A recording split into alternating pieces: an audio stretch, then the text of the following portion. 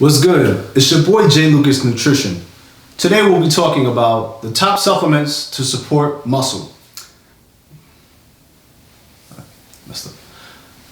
What's good? It's your boy JLucas Nutrition. Today we'll be talking about the top supplements to help build muscle.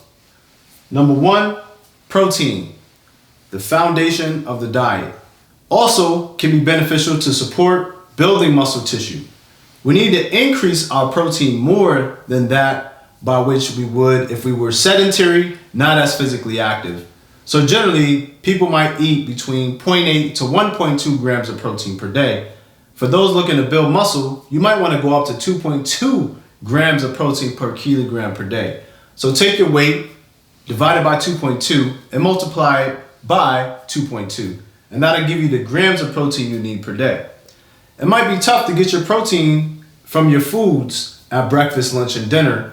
So a protein shake taken before your workout, after your workout, or between meals as a snack can help you to meet your overall protein goal. Now, when it comes to supplemental protein, there's going to be some different sources that you can choose from. Everyone may be familiar with whey protein. Whey comes from milk. 20% of milk is whey. Whey is one of the highest quality protein sources known to man.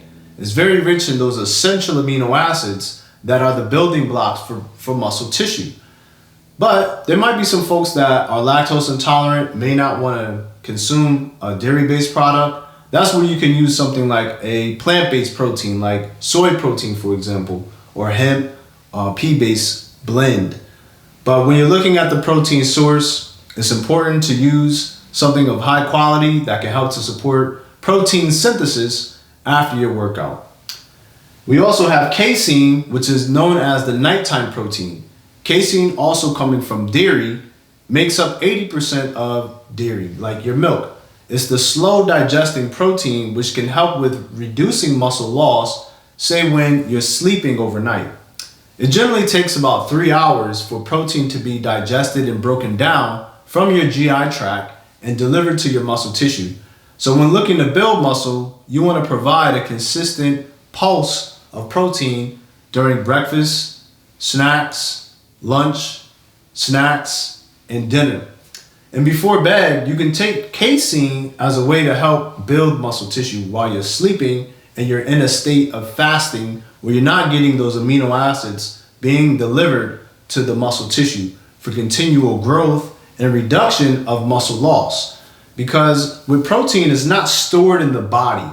It's actually whole body protein metabolism where you give some amino acids from the skeletal muscle and then you use some of the protein that's consumed to support muscle tissue and other metabolic functions. The longer you go without consuming protein, the greater the probability that you're going to lose muscle, which will make it harder for you to build if you're trying to gain that lean body mass.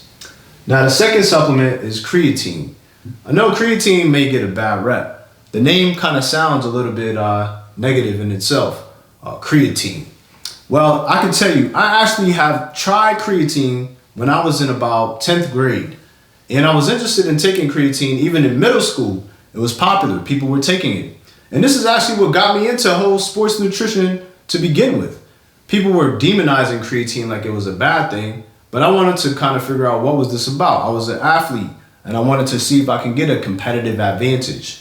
Well, creatine is one of the most researched supplements on the market. There are over 1,000 studies that are published to date. Creatine, how it works basically is it increases something called the adenosine triphosphate, which is one of the highest energy sources that we call on when we're doing high intensity exercises, like say bench press. You're doing it for less than 30 seconds, so your body needs that continual phosphate to help with the production of muscle contraction.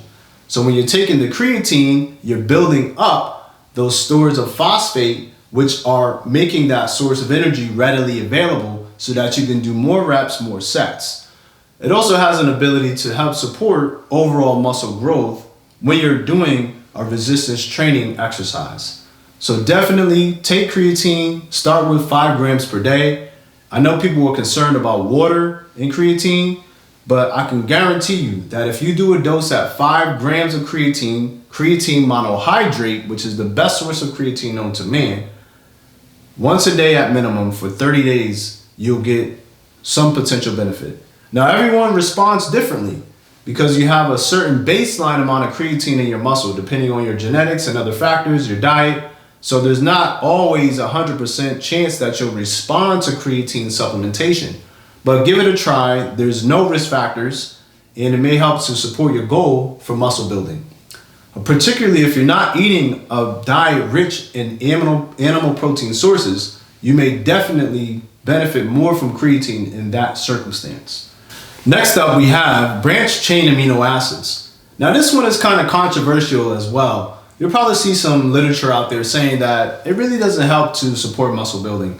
Well, I think it all depends on what branched chain amino acid product you're taking.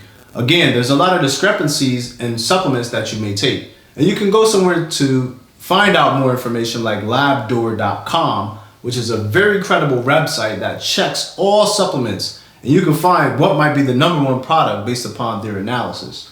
The reason why quality is important is because it's how much of each amino acid is in the product, which may have a role. Well, first off, what does branched chain amino acid do? The branched chains have a specific chemical structure which are utilized by the skeletal muscle tissue. They bypass the liver in digestion and go straight to the periphery. And those amino acids are specifically used as an energy source during physical activity. So again, it may help to support the fueling of your workout while you're looking to build muscle.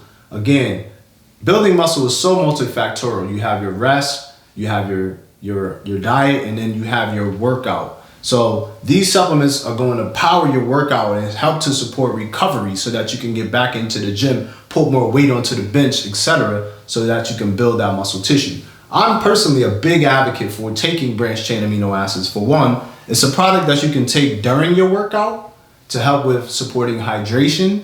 It's also been shown to reduce something called central fatigue, which is when you first start working out, there's something called albumin that helps support the circulation of certain metabolites throughout your body. The albumin is attached to tryptophan, which is another type of amino acid. You probably heard about it during Thanksgiving, right? People say, you eat tryptophan, you get tired. Well, tryptophan is a precursor to serotonin, which is that sleepy neurotransmitter. Now, when you take the branched chain amino acids during exercise, what happens is the branched chain amino acids compete at the brain with tryptophan so that you get less increase in tryptophan in the brain. That therefore keeps you physically active because you don't get the false sense of fatigue due to a high level of tryptophan. What happens is basically when you start first exercising, the tryptophan releases from the albumin because there's now free fatty acids that need to be circulated throughout your bloodstream to be delivered to support energy source. So when tryptophan becomes free, that's when you get more serotonin release. But if you take the branched chain amino acids, they'll compete for uptake, slowing absorption. So we got hydration, we got reduction in central fatigue, but then the #3 component is leucine, which is an essential branched chain amino acid, and it's the captain of all amino acids. Without adequate leucine, there's a potential suppression in muscle protein synthesis. The body needs at least 2.5 grams of leucine to stimulate muscle protein synthesis. And there's a threshold up to 5 grams of leucine per dose that can optimize muscle protein synthesis. When you look closely at the protein sources that you may be consuming, there's a certain amount of leucine you'll find in those food sources. Some might be leucine free, some might have a very low dose, and some may be higher. If you're looking to build muscle, choose the products that have a higher percentage of leucine in a perspective of Isoleucine and Valine. It should be a 2 to 1 to 1 ratio. That may help with muscle building over time and supporting protein synthesis. And specifically during, say, snacks or even with your meals, if you're not eating a very high quality protein source, you can consume branched chain amino acids with your meals or between meals to help further support the pool of availability of amino acids to support muscle tissue over time. So that pretty much wraps up the 3 recommended supplements that I have for building muscle tissue in conjunction with your diet and your physical activity regimen. Protein, creatine, branched chain amino acids. Like, comment, subscribe. Let me know if you have any further questions. Shoot me an email, and I'll see you in the gym.